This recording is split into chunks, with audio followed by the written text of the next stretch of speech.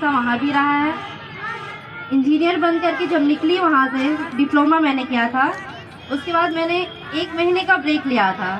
और college campus तो हुआ था, बट वहाँ मैं गई ही नहीं। मैंने ये सोचा था मुझे कोई गवर्नमेंट एग्ज़ाम ही क्रैक करना है और गवर्नमेंट सर्वेंट ही बनकर रहना है, गवर्नमेंट सर्विस ही लेनी है। अदरवाइज़ हमें प्राइवेट सेक्टर में नहीं जाना था, क्योंकि प्राइवेट सेक्टर में जाएंगे शायद वहाँ के ही रह जाए।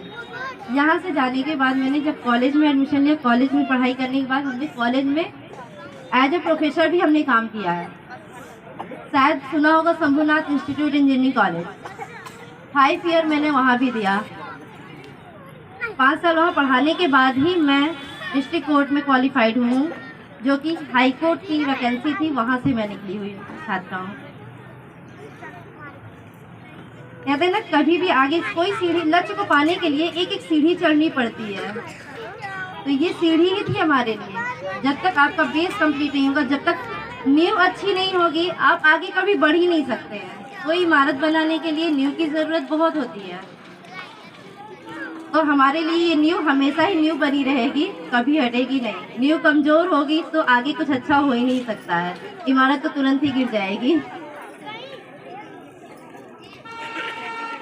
यहाँ पे अब तो मैंने आकर के सुना कि आईएएस की स्टूडेंट भी हैं जो कि प्रिपरेशन कर रहे हैं। हमारे समय में आईएएस की प्रिपरेशन यहाँ पे नहीं होती थी। यहाँ पे सिर्फ डॉक्टर्स और इंजीनियर्स के लिए ही प्रिपेयर कराते थे।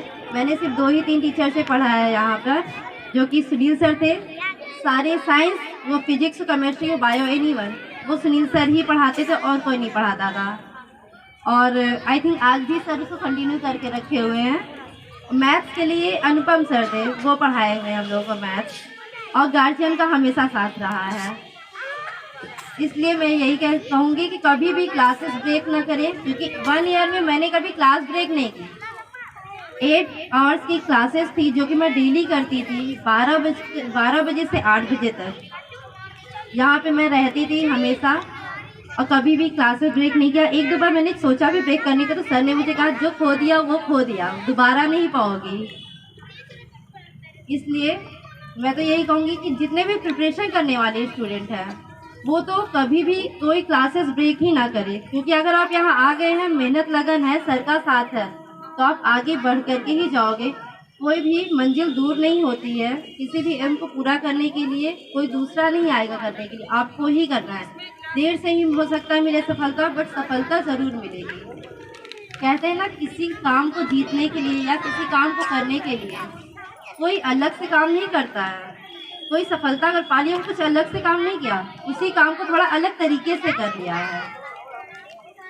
काम सभी करते हैं, कोई ऐसा नहीं कि हाँ वर्क नहीं कर रहा। यहाँ पढ़ाई सारे बच्चों ने किया, बट यहाँ पे कोई ऐसे स्टूडेंट है जिनको प्राइज़ नहीं मिले। टॉप 10 को सर ने प्राइज़ दिया, वो इसलिए ना, जिससे कि अब आगे जो बच्चे हैं वो भी इंकरेज होंगे। जो आज 10 पोजीशन में, हो सकता है 1st पोजीशन में पहुँच जाए। स्कूल सेम है, टीचर सेम है, क्लासेस सेम है, बुक्स सेम है, सब कुछ सेम है, बट फिर भी उनको प्राइज़ नहीं मिला।